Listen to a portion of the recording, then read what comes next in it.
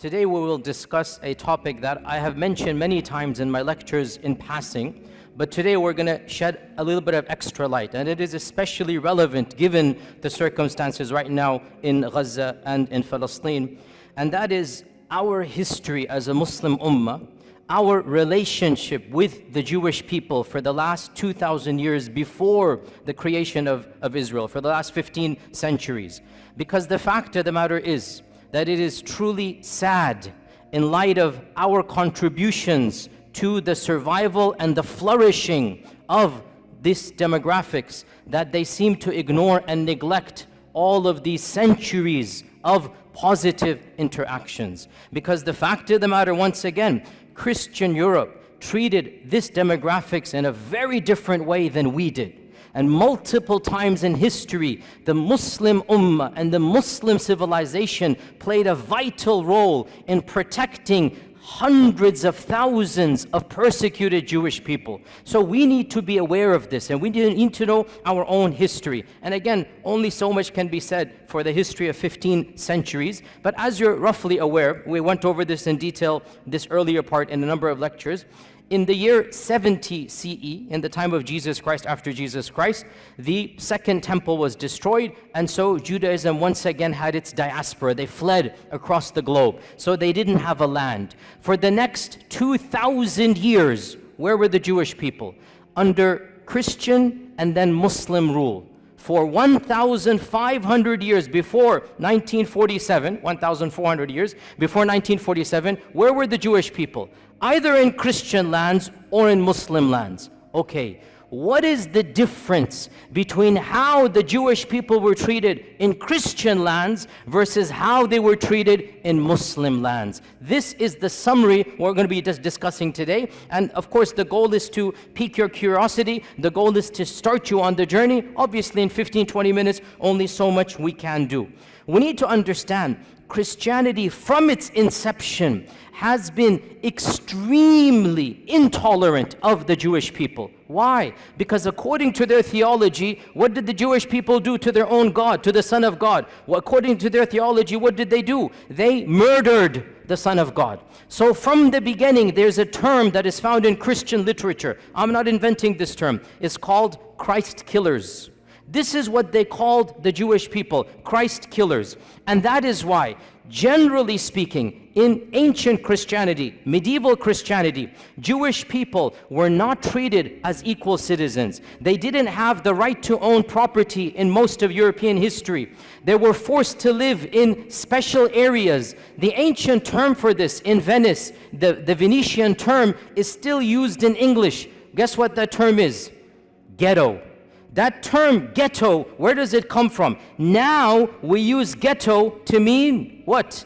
A very poor, very impoverished part of the city. Well, it was called ghetto for the first time in Venice in the 1200s from a Venetian term to mean low class. It's literally a term that was used for Jewish people. The term ghetto in English comes from them having to live in a separate place of the city. Jewish people in Europe were prohibited from any noble profession. They had to take ignoble tasks. They were prohibited from owning land. They were prohibited from rising up in the ranks of nobility. In fact, the one job that they were not prohibited to do, and that's why they started to do this more and more, was the job that was prohibited by the church, and that is lending of money. The church said you cannot lend money on interest. And Christians, if they do so, they're going to go to hell, they're going to be damned. This is Christian law, by the way. Jewish people were exempt because they're not Christian. And they couldn't work in so many other areas. This is not anti-Semitic, I'm teaching you history. This is a fact. Jewish people then took on, by and large, in Europe, the profession of money lending, charging interest, because they weren't allowed any other job. They weren't allowed careers, and this was prohibited by the church. You'd be damned. So what did they do? They became the proto-bankers, the first bankers. And so what's going to happen, slowly but surely, their wealth did increase. This is not anti-Semitic, it's the fact of the matter is that they were involved in this profession, and that is why rich dynasties from this group did begin to rise in the 15th, 16th, 17th centuries. But that's because they were the ones lending money. Eventually, the church had to buckle under pressure and change their law and say it is now allowed for Christians to do. Otherwise, Christians forbade Christians from lending money with interest. It was haram for them. The church would excommunicate you. That's why this group began to do this. In the 11th century, when the Crusades was announced, in 1095, 1096, the first Crusaders, they left England, they left Italy, they left France, and they made their way to Jerusalem, wanting to free, quote-unquote, Jerusalem from Muslim lands. Do you know what happened before they reached Jerusalem? They started massacring Jewish people. Where? In Europe. Why? What has that got to do with Jerusalem? They began to reason, if we're going to go to Jerusalem where Jesus walked, we should avenge his death before we get there. And so, thousands, this is the first time where pogroms happened against Jewish people. Entire cities in Europe, entire cities in Germany, this is in 1096, 1097, entire cities were decimated from their Jewish populations. It is really pathetic what the Christians did. The women and children ran to the synagogues begging for freedom, and they burnt the synagogue with babies in it. They burnt it. Who? The Christians. Why? Because these are Christ killers. I say this because you need to know, where is this anger, where is this anti-Semitic coming from? It's coming from Europe. We Muslims had nothing to do with any of this hatred. And you need to know the irony of how we can be accused when in reality this notion of anti-Semitism comes straight from Europe. In the year 1215, the church gave a decree that Jewish people could not live like normal citizens in any Christian land. They had to wear a different clothing. They had to live in different places of the city. They had to have specific professions. This is the Vatican. This is the church normalizing the discrimination of Judaism. This is in 1215. Don't be surprised in a few decades, 1290, King Edward of England said, I don't want any of these people in my kingdom. So he made a decree to expel every single member of the Jewish faith from England. For 400 years, there were no Jewish people in England. 400 years. Why? Anti-Semitism. The king said, none of these people are going to be here. And Shakespeare writes his plays during this time. But the stereotype, the negative, evil stereotype remains in the psyche of Europe. Go read Shakespeare's plays. Go read how he writes about Shylock the Jew. This is Shakespeare, not me. Shakespeare is an anti-Semite in every sense of the term. The stereotypes, the negativity, and ironically, he's never interacted with the Jewish person because there are no Jews in England when Shakespeare's writing because of the decree. Only in 1680 or something the king relents and allows them back in. And that is why, by the way, to this day in England, the Jewish population is very small compared to other places in Europe because for 4 centuries they were banned. And one of the worst manifestations of anti-Semitism took place in Andalusia, but not under us. When Ferdinand and Isabella Reconquista, when they conquered Granada, the Muslim land, when they conquered Granada, the first decree, less than 1 week or 1 month after they took power, 1492, they made the decree. It's called the Decree of Al-Hamra because it was in the Hamra Palace. There shall be no Jewish people living in Andalusia. Hundreds of thousands of Jewish people were forced to convert to Christianity or were sent into exile. The entire population of Iberian Spain, and there were, we don't know, 300,000, 400,000, 500,000 Jewish people, they were either forced to convert under torture or they had to flee for their lives. And this is one of the worst manifestations. Now you get to Hitler in the 1930s and 1940s, which is of course the worst anti-Semitic outburst in all of human history. And this needs to be said bluntly. Hitler did not come in a vacuum. Hitler is tapping into mainstream Christian notions of anti-Semitism. The term anti-Semite, the birth of anti-Semite, the notions of anti-Semite, it has nothing to do with Arabs and Muslims. It is European and Christian through and through, 100%. Even the term is invented by the Christians and used by the Christians. This is just a summary of Christian lands. Let's move on to Muslim lands. Subhanallah, wherever Muslims went and there were Jewish people, the Jewish people faced a type of flourishing. They were given a type of protection they could never find in Christian lands. And when Muslims conquered what is currently Iraq, what is currently Iran, Iraq had a large population of Jews in Baghdad from the time of the first expulsion, not even the second, from 500 BC, because the largest group of Jews from the first expulsion, they went to Iraq. So Muslims found large groups of Jews in Iraq. In Iran, Isfahan, hundreds of thousands of Jewish people, again from the first and second expulsion. And the Muslims came and found them, and they gave them protection under the treaty of Umar ibn al-Khattab. Jerusalem, when Umar ibn al-Khattab marched into Jerusalem, guess how many Jewish people were there? 0. Guess how many synagogues? 0. Jews were not allowed to worship in Jerusalem under the Christians. Guess who gave them the freedom to build the first synagogue after the collapse of the temple? It was none other than Umar ibn al-Khattab radiyallahu anhu. Umar ibn al-Khattab, acting upon Islamic commandments, acting upon prophetic guidelines. Jews and Christians are Ahli Kitab. They have the right to live freely. They have the right to worship. They have the right to build their synagogues and whatnot. Now, modern, liberals come along and they say, oh, the conditions of Umar al-Khattab are second-class citizenship. I'm not going to claim that Umar radiallahu anhu's condition is the same as secular America. It's not.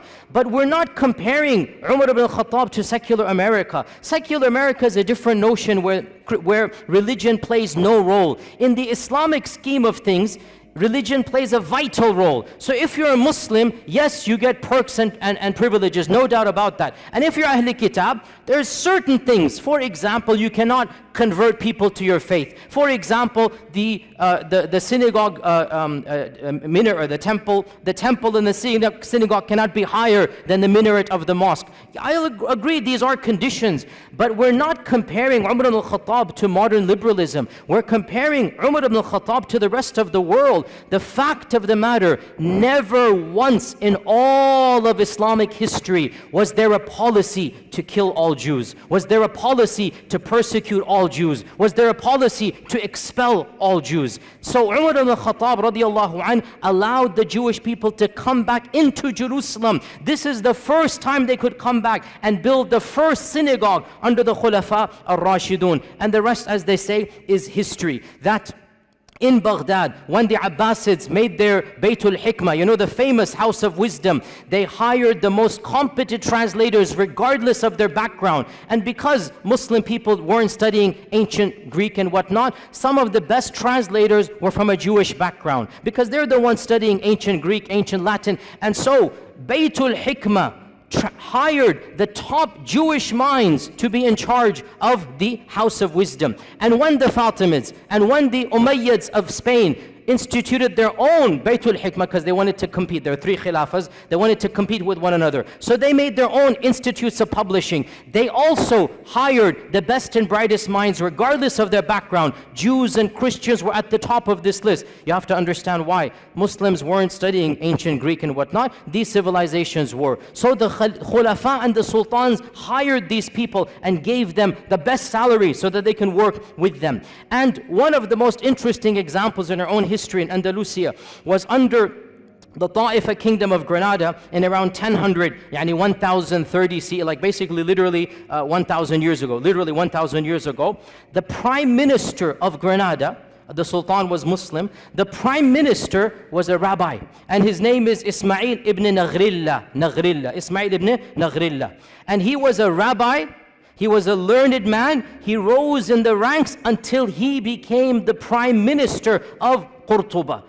This is a Jewish person, and the people loved and respected him. The Muslim population loved and respected him. The books of history mention that when the Reconquista began, because Reconquista took 500 years, right? When it first began, Ibn Naghrillah, this Jewish vizier, was leading the Muslim army in jihad to defend Qurtuba against the Crusaders. Can you believe this? And because in those times everybody dressed up in a particular garb, they wore Quranic talismans for the time, Ibn Naghrillah, it is said, wore the Quranic coat of armor, verses of the Quran, and he's leading the Muslims in actual jihad against the Christians who are invading against Qurtuba, and he defends and he wins and he protects Qurtuba. So this is the reality of Jewish life under the rule. Now, some people point out that 20 years later, a mini massacre occurs. And this, you have to be careful, sisters and brothers. When you read these types of things, do your research. Do your research. It is true,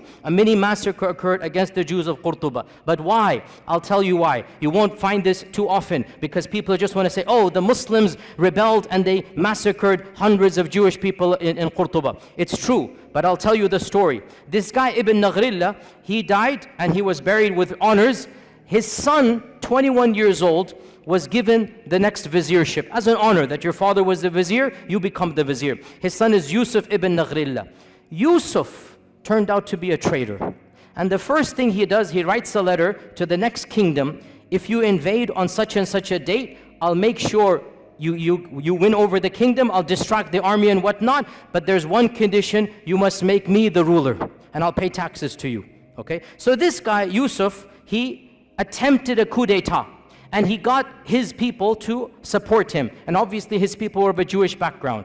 The letter was uncovered. The Muslims went wild. Mobs attacked the palace and literally shredded Ibn Naghrillah, Yusuf, the son of the famous one. They literally shredded him and tortured him to death. And then they turned on his core, killed them, and then it is true, sad, the mobs turned on the Jewish quarter because they thought this was a Jewish revolt against the city, and innocent people lost their lives. But the point is, no sultan gave the command, no government instituted this, and the reason why it happened was not because they were Jewish. It's because the notion came that the entire community is treacherous to us. That's why this happened. Then things went back to normal and Jewish communities began to flourish. Within 150 years, the greatest Jewish mind in all of Jewish history was born and raised and studied in Qurtuba. Who is this person? Who can tell me? Musa ibn Maymun. Rambam is what the Jewish people call him. The holy rabbi, Rambam. Memorize this name. That's a title, honorific title. Musa ibn Maymun, Moses Maimonides. In the entire history of Judaism, there is no theologian that is more respected and venerated than Rambam. Rambam, Moses Maimonides, born and raised in Qurtuba, traveled the Muslim world, died and is buried in Egypt, in Cairo. He spoke fluent Arabic. He went through the madrasa systems. In those days, if you wanted to study, you went to the madrasa, right? And the madrasa is religious. So you study the sciences along with Quran and tafsir and hadith and fiqh. So Musa ibn Maymun, as a Jewish student, was not just given the freedom, he excelled in his studies. And his biographers mentioned this. I'm not making this up. Read his modern day biography. He lived like a Muslim, prayed like a Muslim, recited Quran like a Muslim. Nobody forced him. It was free. Andalusia, you could be who you are. But he was in such awe of Islam that some people say he secretly converted for a few years. Allahu A'lam. But he lived like a Muslim in the dorms. And there was no pressure because in Andalusia, there was a type of religious freedom that was not found anywhere in Europe. You could be a Christian, you could be a Jew, you could be a Zoroastrian, you could be a Muslim, and everybody lived freely in Andalusia. But Rambam decided to act like and memorize the Quran like a Muslim. Eventually, he goes back to his rabbi, profession, and he begins writing. Now, this deserves an entire lecture. I don't have time to get into there, but it is one of my areas that I love to read about because intellectual history is my area. Moses Maimonides, listen, I'll just summarize it. He took Islamic concepts and he Judaicized them. Mainstream Judaism is influenced by Moses Maimonides, and Moses Maimonides is influenced by Islamic thought. Now this is not a conspiracy. Again, look this up. In fact, there's an entire entry in the Stanford Encyclopedia. I just saw this today to make sure that I can reference to you. The Stanford Encyclopedia Online, which is one of the most largest online encyclopedias. The Stanford Encyclopedia of Intellectual Thought has an entire article, The Islamic Influences on Moses Maimonides. And of them, his proofs for the existence of God, his concept of God is coming straight out of Al-Farabi Al-Kindi. His notion of prophethood and what is prophethood. His notion of even theology. Pause here, footnote. Sounds strange, I know. But Judaism, by and large, did not concentrate, did not care about belief. Judaism cared about what? What? Law. Judaism cared about how you act. It had almost nothing to do with Aqidah. That's why they don't have any book on Aqidah. The first book of Jewish theology, who wrote it?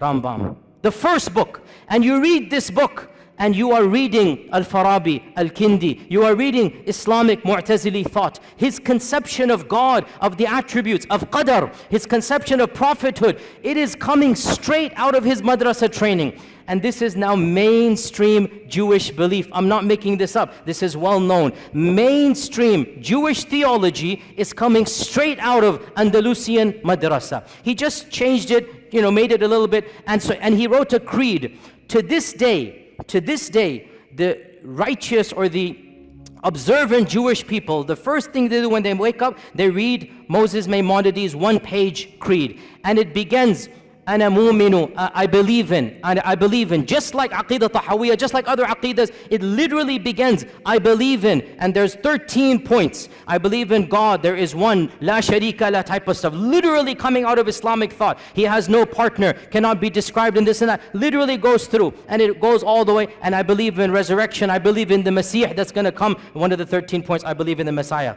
So this is coming from Musa ibn Maymun. By the way, one interesting thing about Rambam, wallahi, so ironic. He became the best physician of his time because he mastered Ibn Sina. So he read Ibn Sina, he mastered Ibn Sina, now he's the best physician. He works his way up. Guess who he becomes the personal doctor to? None other than Salah ad-Din al-Ayyubi. Salah ad-Din al-Ayyubi takes him as his personal court doctor. For a period of time, he travels with Salah ad-Din. He is the primary doctor of Salah ad-Din Ayyubi. Nobody can accuse our religion of anti-Semitism. Nobody can accuse our sultans, our khulafa, of hating people because of their different faith. It didn't happen that way. If you were talented, you were the best doctor, and it's so ironic. Salah ad-Din is conquering Jerusalem, and Rambam is his main doctor. Subhanallah. How can we not remind our Jewish brethren of this reality? Look at from where to where. Look at the past, and now look at how that has flipped. Eventually, he went to Egypt. He lived in Egypt. By the way, he wrote most of his writings in which language? Arabic. The chief rabbi of Judaism is writing his books in Arabic. This is well known. You can see them and look at them online. And he has a book called The Guide of the Perplexed. And there are a number of papers about this, that this is coming straight out of Al-Ghazali's Al-Munqidh min al-Dalal. Literally, Imam Al-Ghazali wrote Al-Munqidh min al-Dalal, and there is a book that he wrote for his people, The Guide for the Perplexed. And it has the same motifs, the same notion. Again, it's not copy-paste, because in the end of the day, he's an intellectual thinker. But he takes ideas, he takes notions from Islam, and he Judaicizes them, which is what we expect to do. But where is the origin? What's the kernel? From our faith tradition. It is true to say that never in the last 2,000 years before the creation of this country has the Jewish people flourished as they did under Muslim Spain, under Islamic Andalusia, their greatest minds, their largest synagogues. You can visit their synagogues to this day in Qurtuba, in Granada. They still have their synagogues that were built not under the Christians, under the Muslims. Now in 1492, Ferdinand Isabella come, the first decree, all Jewish people will leave or convert or die, be killed. Where did these 500,000 Jewish people go? The Sultan Muhammad II gave a decree. Anybody who flees from Andalusia shall be welcomed in our lands anywhere you are. And he said, any vizier, any governor, any businessman who impedes their settling, who stops them to settle in any city, shall be punished by the Sultan himself. Sultan Mehmed II welcomed hundreds of thousands of Jewish people in 1492 with open arms. He literally saved them from execution or forced conversion. And he was angry at Ferdinand and Isabella, and he goes, this is not a good policy. But he thanked them. He goes, but you are giving us your good minds, your good workers, don't worry, we will take them. Because of this, sisters and brothers, where did they go? They ended up in Morocco, in Tunisia. They ended up in Egypt. Hundreds of thousands of large Jewish communities were living in the Middle East, in Yemen. They were living there because Ferdinand and Isabella expelled the Jewish people. Muslims welcomed them and they said, Tafaddal, come and live here. And they lived here up until 1947. And by the way, before we even get to 1947, let's not forget another chapter in Muslim Jewish history. And this one, I was honestly surprised when I found out. Under Nazi rule, when you're all aware what Hitler did, he made a policy, all the people of that background shall be exterminated. The most inhumane, barbaric policy in the entire history against the Jewish people was Hitler. He literally exterminated them by, gas chambers and whatnot. Guess who intervened where possible? In multiple countries, Muslims, sometimes at risk to their own lives, stood up and protected Jewish people. And wallahi, brothers and sisters, I say to you honestly, I have visited Auschwitz and Dachau. I have studied this chapter in history. Wallahi, I swear to you, if I were alive at that point in time, I would hope to Allah that I have the courage and bravery to stand up against the tyranny of Hitler and to protect innocent women and children. The way they were brutalized, the way they were rounded up and just killed for no reason. Innocent babies, we saw thousands of toys and thousands of shoes of children literally just piled up there, killed for no reason. I would hope I would have that courage as well. And I was so happy to hear so many people stood up. The Sultan of Morocco, interestingly, Morocco was under the French rule, and so technically it was not independent. Yet when the French said, give us your Jewish people, Sultan Muhammad V said, no way. These people are our brethren. They have lived with us for centuries. They shall not be handed over. So Sultan Muhammad refused to obey the Nazi policies under the French rule of the Nazis. Tunisia as well refused. The Ottomans refused. In Bosnia, the Muslims refused. And perhaps the most brave act of courage, because it wasn't a government, it was brave. In France, the Muslims who were under the Nazi occupation. So the Nazis, if you remember your history, they invaded France and they took it over. So you have Nazi rule in France for a few years. You literally had Nazis ruling France before the liberation in 1947. So Nazis are in control.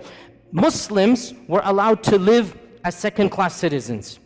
The Imam of the Masjid, Bul Qadir, the Imam of the Masjid, the Grand Mosque of Paris, I visited it. It's a very beautiful masjid built in the 1930s. It's still standing to this day. It's a beautiful, iconic masjid in Europe. The Imam of the Masjid gave a secret talk to the Muslims, and he encouraged the Muslims, if you know any Jewish friends of yours, bring them in. We will protect them in our mosque. The basement of the masjid became a home for the Jews under Nazi rule in France. And this was engineered by the Imam, the Sheikh. And some people didn't have space. He forged Islamic documents and told them to dress like Muslims. And it is said he saved over 1,000 people by this policy. 1,000 Jewish people in France were saved by the Muslim community, who literally banded together. They didn't tell any secrets. There were families in the basement of the masjid, and those that didn't have space, the imam personally forged IDs that these are Muslims. Because in the end of the day, what do the Nazis know? They look different, they talk different, they dress different. Khalas, they pretend to be Muslims.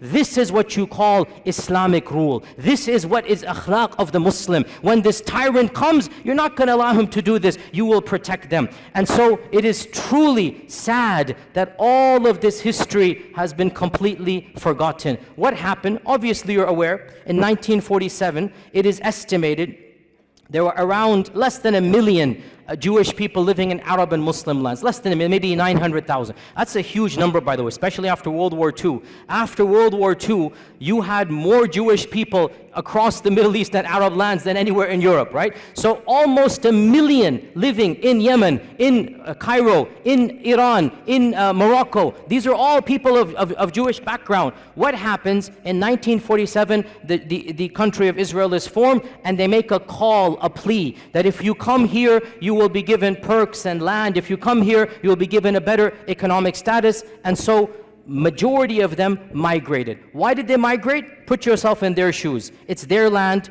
from their perspective, obviously. They're getting their own people. They're getting a citizenship. They're getting land. They feel it's going to be safer for them. Some of them believe in Zionism. And yes, I'm not going to deny, because of the atrocities in 1947 and the massacres against Arabs, it is true, in a number of Muslim lands, for the first time in history, these types of sentiments that we now are familiar with began to develop against the Jewish population. I'm not going to deny this. But why did it happen? Because of politics of Israel. Not because they were Jews, because Israel massacred thousands, hundreds of thousands of Muslims, expelled hundreds of thousands of Arabs. Well then, there's going to be a feeling of sentiment. Why are you guys doing here? Go where you belong and whatnot. So all of this put together in the next 5 to 10 years, from 900,000 Jews in Arab and Muslim lands, currently it is estimated there are less than 15,000 across all lands. 200 here, 500 here,